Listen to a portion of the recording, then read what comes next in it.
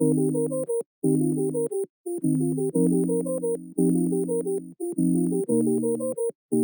listening to the 15 Minutes with Frank podcast.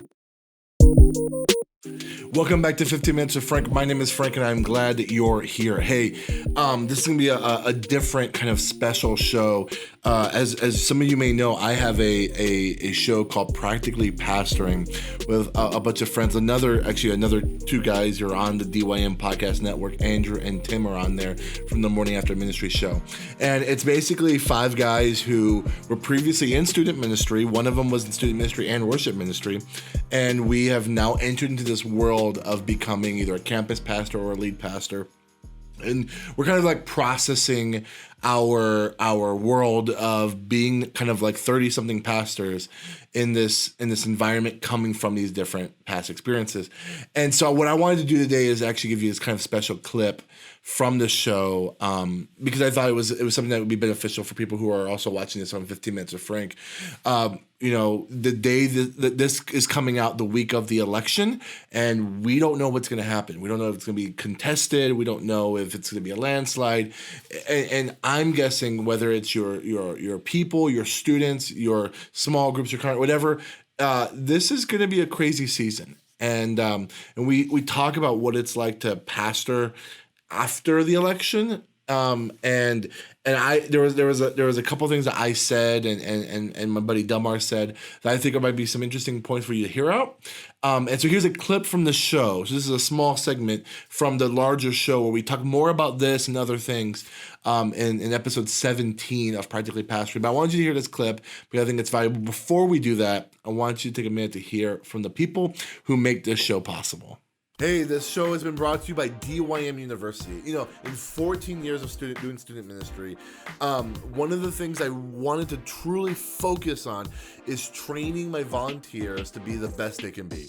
And so there's been times where I was able to do that one-on-one or as a group, but I found that DYM University was the greatest tool to be able to have my volunteers all on the same page, using the same vocabulary, and to grow to be awesome volunteers. Listen, the success of your student ministry hinges on how you train and raise up your volunteers. DYM University does the hard work by bringing about tons of some of the leading voices in student ministry to train your volunteers. Think of like a super conference with all these awesome speakers condensed into 4 different courses with 6 classes in each course. It is invaluable. It's probably one of the best purchases I made in my student ministry, and I think you should get it. DYM University is a tool for you to raise up better volunteers and to train them to do awesome student ministry. You can use the link in the show notes or in the description of this video to get more information. I'm saying this as a person who has used DYM University. You should check it out. DYM University, the link is down below. This show has been also brought to you by Give Central. Give Central is an online giving platform that makes all the giving and donations and money aspects of your church very simple, very easy, in an integrated online solution. Listen, in the current climate we are in, giving online is mandatory, and having good solutions to be able to fundraise, to do capital campaigns, to be able to collect funds for merchandise or donate or whatever you need online giving for, whether you're getting money for events, as credit card acceptance, whatever the case may be. Give Central solves all those things, all right? If you go to givecentral.org, you'll be able to get more information. I love Give Central. You'll love Give Central. Your church will love Give Central. Check out Give Central at givecentral.org. We are in probably the most hotly contested election of our lives for the 5 of us here.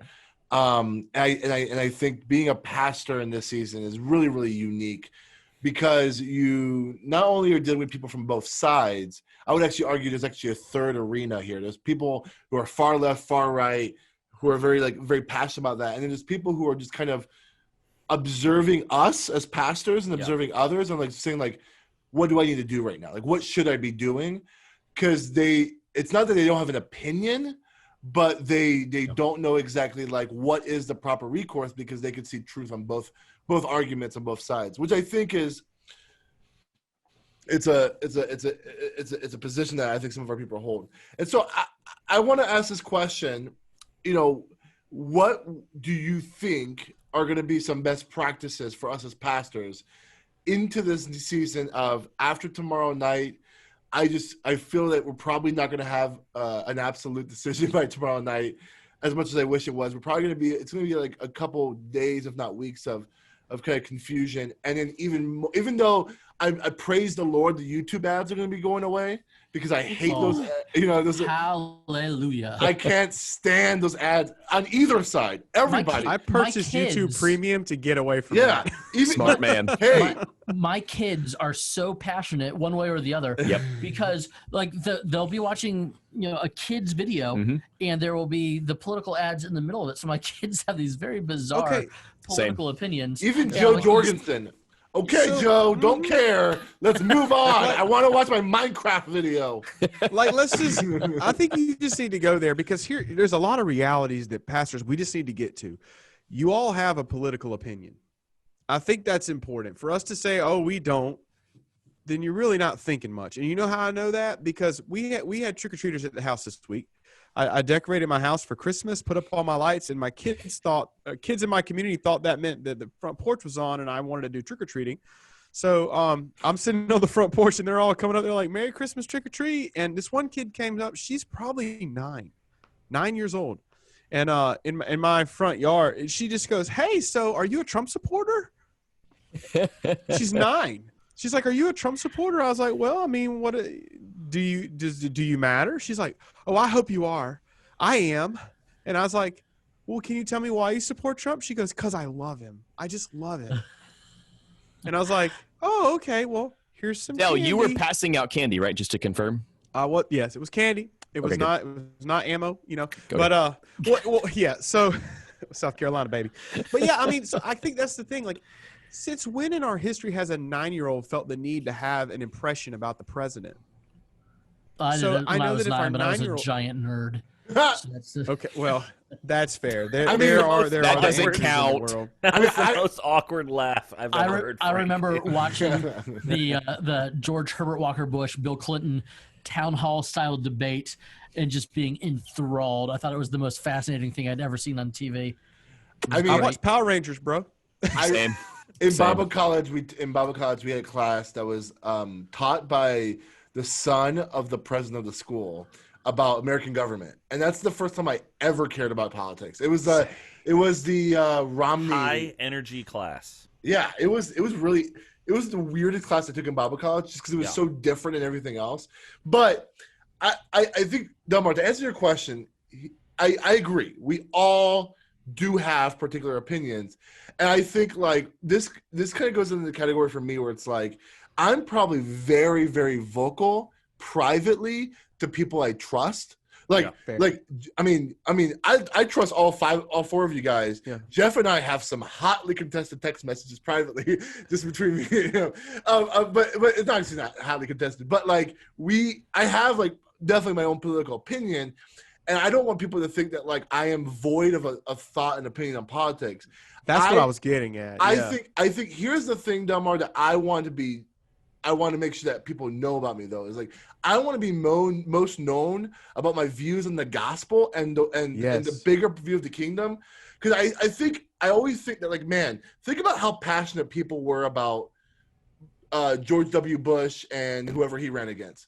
Who cares about any of that now? Like, no, like whatever sermons were preached, whatever ads people bought, like no one's talking about that anymore because of how small within the Al Gore and John Kerry would be the two.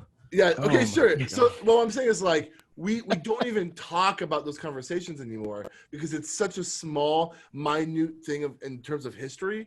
Where like I don't want my Twitter feed to be just a bunch, like if going back in history and looking at my Twitter feed, I want it to be either super silly and dumb or like thought-provoking gospel, right? Like I don't want it to be about like how passionate it was about a certain candidate or not. And I think the reality is, and this is maybe where I might separate from the fold, is I truly believe as a conviction of my soul that the Christian experience is not going to allow us to fit neatly into either party. So therefore, Like, we must hold to principles that either going to be affirmed or denied by both parties, that therefore is going to make us outliers. And so without the opportunity to speak in nuance, these conversations are going to be hopeless. And so that's why, and that's why I think, and I know, Tim, I want you to share this. Tim, someone asked you about sharing your political views on the pulpit.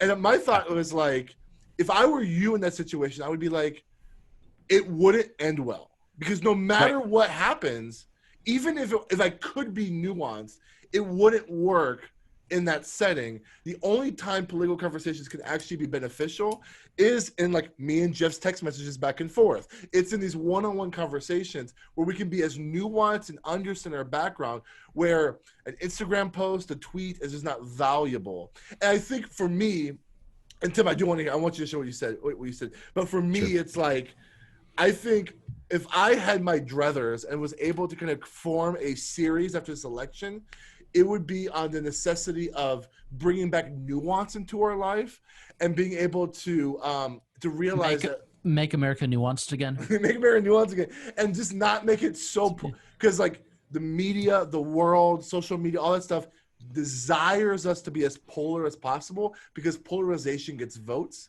and polarization gets views, and that's the weapons of the world, and I don't want to fall into that. All right. I hope you enjoyed that. If you can, here at 15 Minutes with Frank, I would love for you to like and review and all that kind of stuff on Instagram and everywhere else. But if you enjoyed the Practically Pastoring show, I would love for you to check that out at Practically Pastoring on Instagram. There's a Facebook group, there's a Facebook page, and you can find it on iTunes, YouTube, Spotify. All that stuff is in the show notes below. But hey, thank you so much for listening. I hope to see you next time. Bye, buddies.